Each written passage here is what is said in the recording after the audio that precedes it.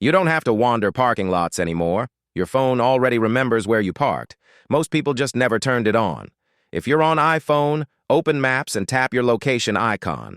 You'll see a small blue dot with a parked car symbol. That's your last known parking spot. Your phone automatically drops that PIN whenever you disconnect from Bluetooth or CarPlay. On Android, open Google Maps, tap the blue dot, and choose Save Parking. It marks the exact spot and lets you add notes like Level 3 near Elevator B. You can even share it with someone if you're meeting up later. Want to make it automatic? Use a voice shortcut. On iPhone, say, "Hey Siri, remember where I parked?" On Android, say, "Hey Google, save my parking location." Both create a one-tap or one-command solution. No extra apps, no subscriptions. When you're ready to leave, just ask, "Where did I park?"